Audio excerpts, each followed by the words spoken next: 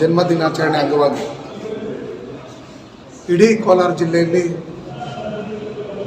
ಪ್ರತಿ ವರ್ಷದಂತೆ ನೂರಾರು ಪಲ್ಲಕ್ಕಿಗಳು ನಚಿಕೇತನ ನಿಲಯ ಹತ್ರ ಬಂದು ಡಾಕ್ಟರ್ ಬಾಬಾ ಸಾಹೇಬ್ ಅಂಬೇಡ್ಕರ್ ಅವರಿಗೆ ಮಾಲಾರ್ಪಣೆ ಮಾಡಿ ನಮ್ಮ ಬಂಗಾರಪೇಟೆ ಸರ್ಕಲ್ಲು, ಡೂಮ್ ನೈಟ್ ಸರ್ಕಲ್ಲು ಮತ್ತು ಕ್ಲಾಕ್ ಟವರ್ ಮಾರ್ಗವಾಗಿ ಹೊಸ ಬಸ್ ಸ್ಟ್ಯಾಂಡ್ ಮಾರ್ಗವಾಗಿ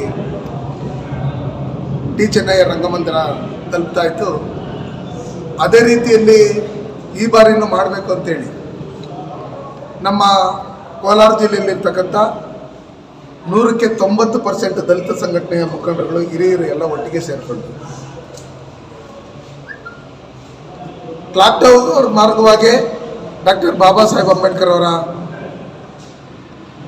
ಪಲ್ಲಕ್ಕಿ ಹೋಗಬೇಕು ಅಂತ ಹೇಳಿದ್ದಂಥ ಸಂದರ್ಭದಲ್ಲಿ ಅಲ್ಲಿನೂ ಮುಸಲ್ಮಾನ್ ಬಾಂಧವರು, ನಾವು ಸಹೋದರರೆಲ್ಲ ಒಟ್ಟಿಗೆ ಸೇರಿಕೊಂಡು ಡಾಕ್ಟರ್ ಬಾಬಾ ಸಾಹೇಬ್ ಅಂಬೇಡ್ಕರ್ ಅವರ ಪಲ್ಲಕ್ಕಿ ಬಂದಾಗ ನಾವು ಅದನ್ನೆಲ್ಲ ರಿಸೀವ್ ಮಾಡ್ಕೊತೀರಿ, ವೆಲ್ಕಮ್ ಮಾಡ್ತೀರಿ, ನಾವು ಮಾಲಾರ್ಪಣೆ ಮಾಡ್ತೀರಿ, ನಮ್ದೇನು ಅಭ್ಯಂತರ ಇಲ್ಲ ಅಂತ ಹೇಳಿದ್ರು. ಜಿಲ್ಲೆಯಲ್ಲಿ ಪೊಲೀಸ್ ಇಲಾಖೆ DC ಅವರು ಒಪ್ಕೊಂಡಿದ್ರು, ಪೊಲೀಸ್ ಇಲಾಖೆ ಭಯ ಬಿದ್ದು ಅಲ್ಲೇನು ಆಗುತ್ತೆ ಅನ್ನೋ ಲೆಕ್ಕಾಚಾರದಲ್ಲಿ ಅಲ್ಲಿ ಹುಲಿ ಇದೆ, ಸಿಂಹ ಇದೆ ಅಂತ. ನಾವೆಲ್ಲ ಭಾರತೀಯರು.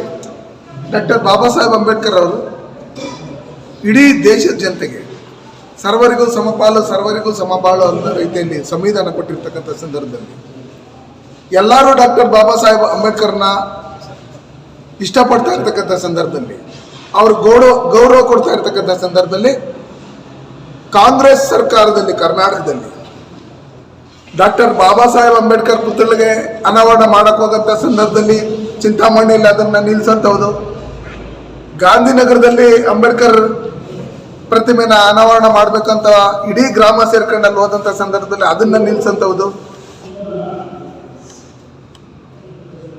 ಮತ್ತೆ ಯಾರ್ಯಾರು ಅಂಬೇಡ್ಕರ್ ಪ್ರತಿಮೆಯನ್ನು ಅನಾವರಣ ಮಾಡಕ್ಕೆ ಹೋಗ್ತಾರೆ ಅವ್ರ ಮೇಲೆ ಇಲ್ಲ ಸಲ್ಲದ ಆರೋಪಗಳು ಮಾಡೋಂಥದ್ದು, ಇದನ್ನೆಲ್ಲ ಮಾಡಿ ಡಾಕ್ಟರ್ ಬಾಬಾ ಸಾಹೇಬ್ ಅಂಬೇಡ್ಕರ್ ಬದುಕಿದಂಥ ಸಂದರ್ಭದಲ್ಲಿ ನೆಹರು ಅವರು ಯಾವ ರೀತಿ ಅವ್ರನ್ನ ಅವಮಾನ ಮಾಡ್ತಾಯಿದ್ರು, ಯಾವ ರೀತಿ ಕಾಂಗ್ರೆಸ್ ಪಕ್ಷ ಅವ್ರನ್ನ ತಾತ್ಸಾರವಾಗಿ ನೋಡ್ತಾ ಇತ್ತು, ಅದನ್ನು ಮತ್ತೆ ಕರ್ನಾಟಕ ರಾಜ್ಯದಲ್ಲಿ ಕಾಂಗ್ರೆಸ್ ಸರ್ಕಾರ ಅಧಿಕಾರಕ್ಕೆ ಬಂದ 2 ವರ್ಷದಲ್ಲಿ SCPT ಅವ್ರಿಗೆ ಅವಮಾನ ಮಾಡಿ, ದಲಿತರಿಗೆ ಮೋಸ ಮಾಡಿ, ಜನಸಾಮಾನ್ಯರಿಗೆ ಮೋಸ ಮಾಡಿ, OBC ಅವ್ರಿಗೆ ಮೋಸ ಮಾಡಿ ಇವತ್ತು ಕೋಲಾರ ಜಿಲ್ಲೆಯಲ್ಲಿ ಕ್ಲಾಕ್ ಟವರ್ ಮಾರ್ಗವಾಗಿ ಹೋಗಬಾರ್ದು ಅಂತೇಳಿ ಅಲ್ಲಿ KSRP ಬಸ್ಗಳನ್ನು ಮತ್ತೆ ಪೊಲೀಸ್ ಜೀಪ್ಗಳನ್ನು ರಸ್ತೆಗೆ ಅಡ್ಡಲಾಗಿ ನಿಲ್ಲಿಸಿದ್ದನ್ನು ನೀವು ಮಾಧ್ಯಮದವ್ರು ನೋಡಿದ್ದೀರಿ.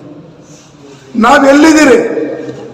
ಈ ದೇಶದಲ್ಲಿ ಬಾಬಾ ಸಾಹೇಬ್ ಅಂಬೇಡ್ಕರ್ ಕೊಟ್ಟಿರ್ತಕ್ಕಂಥ ಸಂವಿಧಾನದಡಿಯಲ್ಲಿ ಕರ್ನಾಟಕ ರಾಜ್ಯದಲ್ಲಿ ಸರ್ಕಾರ ನಡೀತಾ ಇಲ್ಲ.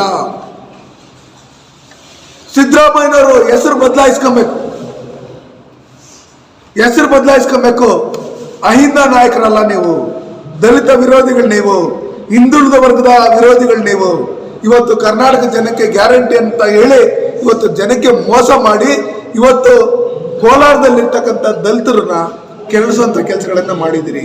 ಹಿರಿಯ ಮುಖಂಡರುಗಳೆಲ್ಲ ಬಂದು ನಾವು ಸಾಯೋದಕ್ಕೂ ರೆಡಿ, ನಾವು ಹೋರಾಟ ಮಾಡ್ತೀರಿ, ನಾವು ಕ್ಲಾಕ್ ಟವರ್ ಇಂದಾನೆ ಹೋಗ್ಬೇಕು, ನಮ್ಗೂ ಅವ್ರದ್ದು ಯಾವುದೇ ರೀತಿಯಾದಂಥ ಅಭ್ಯಂತರ ಇಲ್ಲ, ಅವರನ್ನು ಒಪ್ಕೊಂಡಿದ್ದಾರೆ ಅಂತ ಹೇಳಿದ್ರೇನು ಇಲಾಖೆಯವ್ರನ್ನ ಬಿಡೋದೇ ಇಲ್ಲ ಅಂತೇಳಿ SNR ಆಸ್ಪತ್ರೆಯಲ್ಲಿ ಅಡ್ಡ ಹಾಕಿ ನಮ್ಮನ್ನ ತಡೆಯೋದಕ್ಕೆ ಪ್ರಯತ್ನ ಪಟ್ಟಿದ್ದು. ಮತ್ತೆ ನಾನು ಏನು ಬಾಬಾ ಸಾಹೇಬ್ ಅಂಬೇಡ್ಕರ್ ಅವರ ಪಲ್ಲಕ್ಕಿ ಓಡಿಸ್ತಾ ಇದ್ದಂಥ ಟ್ರ್ಯಾಕ್ಟರ್ಗೆ SP ಅವರು ಅಡ್ಡ ಹಾಕಿ ಅದನ್ನ ತಡೆಯೋದಕ್ಕೆ ಪ್ರಯತ್ನ ಪಟ್ಟಿದ್ದನ್ನೆಲ್ಲ ನೋಡಿದಂಥ ಸಂದರ್ಭದಲ್ಲಿ ಅಂಬೇಡ್ಕರ್ ವಿರೋಧಿ ಕಾಂಗ್ರೆಸ್ ಸರ್ಕಾರ ಜಿಲ್ಲೆಯಲ್ಲೂ ಇಷ್ಟೆಲ್ಲ ನಡೀತಾ ಇದ್ರು. ಜಿಲ್ಲಾ ಉಸ್ತುವಾರಿ ಸಚಿವರು ಏನೋ ತಾತ್ಸಾರವಾಗಿ ಅಲ್ಲಿ ಅಂಬೇಡ್ಕರ್ ಪಲ್ಲಕ್ಕಿಗೆ ಫ್ಲಾಗ್ ಹಾಸ್ಟ್ ಮಾಡಿ ಅವರು ನಿಶಾನೆ ನೋಡಿಸಿ ಮುಂದೆ ಕಳಿಸ್ಬೇಕಾಗಿತ್ತು, ಅದನ್ನೂ ಮಾಡಿದೆ. ಯಾವಾಗ ಕ್ಲಾಕ್ ಟವರ್ ಅಲ್ಲಿ ಹೋಗ್ಬೇಕು ಅಂತ ಹೇಳಿದ ತಕ್ಷಣ ಮಂತ್ರಿಗಳು ಅಲ್ಲಿಂದ ಕಾಲ್ಕಿತ್ತಿರ್ತಕ್ಕಂಥದ್ದು ನಾವು ನೋಡಿದ್ದೀವಿ. ಅದಕ್ಕೋಸ್ಕರ ಕರ್ನಾಟಕ ರಾಜ್ಯದಲ್ಲಿ ಇಲ್ಲಿ ಬಹುಸಂಖ್ಯಾತರಿಗೆ ರಕ್ಷಣೆ ಇಲ್ಲ. ಕಾಂಗ್ರೆಸ್ ಅವ್ರಿಗೆ ಡಾಕ್ಟರ್ ಬಾಬಾ ಸಾಹೇಬ್ ಅಂಬೇಡ್ಕರ್ ಅವರ ಬಗ್ಗೆ ಗೌರವ ಇಲ್ಲ. ಯಾವ ರೀತಿ ಬೆಳಗಾವಿಗೆ ಗಾಂಧಿ ಅವರು ಬಂದಿದ್ರು ಅಂತ ಹೇಳಿದಾಗ ಅಲ್ಲೊಂದು ಫಂಕ್ಷನ್ ಮಾಡ್ತೀರಿ ನೀವು, ಅದೇ ಡಾಕ್ಟರ್ ಬಾಬಾ ಸಾಹೇಬ್ ಅಂಬೇಡ್ಕರ್ ಅವ್ರ ನಿಪ್ಪಾಣಿಗೆ 1925 ಏಪ್ರಿಲ್ 10, 11ನೇ ತಾರೀಕು ಬಂದಿದ್ರು. ಅಲ್ಲಿ ಒಂದು 100ರ ಸಂಭ್ರಮದ ಒಂದು ಕಾರ್ಯಕ್ರಮ ಮಾಡಿ ಅಂತೇಳಿ ನಮ್ಮ ಶಾಸಕಿ ಆದಂಥ ಶಶಿಕಲಾ ಜೊಲ್ಲೆ ಮೇಡಮ್ ಅವರು ವಿಧಾನಸಭೆಯಲ್ಲಿ ಹೇಳಿದಾಗೂ ಅದನ್ನ ತಾತ್ಸಾರವಾಗಿ ನೋಡಿ ಇವತ್ತು ಅಲ್ಲಿನೂ ತೊಂದರೆ ಕೊಡುವಂಥದ್ದು, ಇಲ್ಲಿ ಅಂಬೇಡ್ಕರ್ ಜಯಂತಿ ಅಂತ ಪಲ್ಲಕ್ಕಿಗಳು ಹೋಗೋದನ್ನ ತಡೆಯುವಂಥ ಕೆಲಸಗಳನ್ನ ನೀವೇನ್ ಮಾಡಿದಿರಿ? ಇದು ನಿಜಕ್ಕೂ ಸರಿ ಇಲ್ಲ. ಇವತ್ತು ಎಲ್ಲಾ ಜನ ಒಟ್ಟಾಗಿ ದಲಿತ ಸಂಘಟನೆಗಳು ಒಟ್ಟಾಗಿ ನಮಗೆ ಬೆಂಬಲ ಸೂಚಿಸಿದ್ರಿಂದ ನಾವು ಅಲ್ಲೇ ಹೋಗ್ಬೇಕಂತ ಹೇಳಿದ್ರಿಂದ ಅದರಿಂದ ಸಚಿವರು ಅಲ್ಲಿಂದ ಕಾಲು ಕಿತ್ತು ನಾವು ಸರಾಗವಾಗಿ ನಾವು ಏನೇ ಅಡ್ಡ ಬಂದ್ರೆ ದಿನ ಡಾಕ್ಟರ್ ಬಾಬಾ ಸಾಹೇಬ್ ಅಂಬೇಡ್ಕರ್ ಅವರ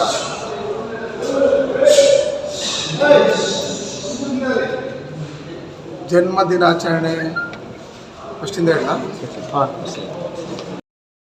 ಮಾರ್ಗವಾಗಿ ನಾವು ಪಲ್ಲಕ್ಕಿ ಹೋಗಿದ್ದೀರಿ. ನಾವು ಪೊಲೀಸ್ ಇಲಾಖೆಯವ್ರಿಗೆ ಹೇಳೋದಿಷ್ಟೇ, ಇವತ್ತು ಅವ್ರ ಸರ್ಕಾರ, ನಾಳೆ ನಮ್ಮ ಸರ್ಕಾರ, ಕರ್ನಾಟಕದಲ್ಲಿ ಕಾಂಗ್ರೆಸ್ ಮುಕ್ತ ಕರ್ನಾಟಕ ಆಗೋದ್ರಲ್ಲಿ ಯಾವುದೇ ರೀತಿಯಾದಂಥ ಸಂಶಯ ಇಲ್ಲ.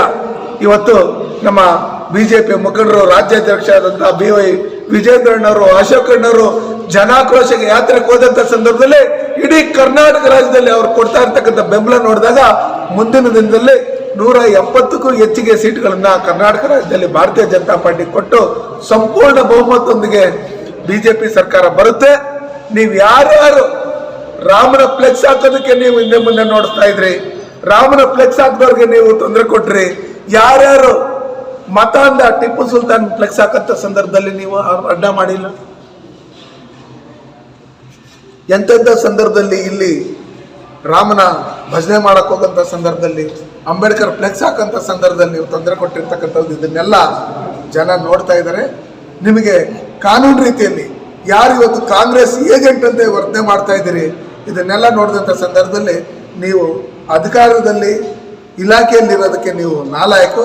ಕೂಡಲೇ ರಿಸೈನ್ ಕೊಟ್ಟು ಕಾಂಗ್ರೆಸ್ ಕ್ಯಾಂಡಿಡೇಟ್ ಆಗಿ ಎಲೆಕ್ಷನ್ ನಿಂತ್ಕೊಂಡ್ರೆ ಅದು ಒಳ್ಳೇದು ಅನ್ನೋ ಲೆಕ್ಕಾಚಾರದಲ್ಲಿ ಹೇಳ್ತಾ ಇದ್ದೀನಿ. ನಮ್ಮ ಕೋಲಾರ ಜಿಲ್ಲೆಯಲ್ಲಿ ನಾವೆಲ್ಲ ಒಟ್ಟಿಗೆ ಇದ್ದೀರಿ, ದಲಿತರೆಲ್ಲ ಒಟ್ಟಿಗೆ ಇದ್ದೀರಿ, ಎಲ್ಲ ಸಂಘ ಸಂಸ್ಥೆಯವರು ಒಟ್ಟಿಗೆ ಇದ್ದೀರಿ. ಕ್ಲಾಕ್ ಟವರ್ ಮಾರ್ಗವಾಗಿ ಹೋಗೋದಕ್ಕೆ 199% ಯಾರ್ದು ಅಭ್ಯಂತರ ಇಲ್ಲ. ಹಂಗಿರ್ತಕ್ಕಂಥ ಸಂದರ್ಭದಲ್ಲಿ ಮುಸಲ್ಮಾನರದ್ದು ಯಾರ್ದು ಅಭ್ಯಂತರ ಇಲ್ಲ. ಹಂಗಿರ್ತಕ್ಕಂಥ ಸಂದರ್ಭದಲ್ಲಿ ನೀವು ನಮ್ಮನ್ನ ಅವ್ರನ್ನ ಡಿವೈಡ್ ಮಾಡೋಂಥ ಕೆಲಸ ಇಲ್ಲಿ ಕೋಲಾರಲ್ಲೂ ಮಾಡಿದ್ದೀರಿ. ಅದಕ್ಕೋಸ್ಕರ ಇದು ಸರಿ ಇಲ್ಲ. ಮುಂದಿನ ದಿನಗಳಲ್ಲಿ ಇದಕ್ಕೆ ತಕ್ಕ ಉತ್ತರ ನೀವು ಕೊಡಬೇಕಾಗುತ್ತೆ ಅಂತೇಳಿ ಹೇಳಕ್ಕೆ ಇಷ್ಟಪಡ್ತೀನಿ.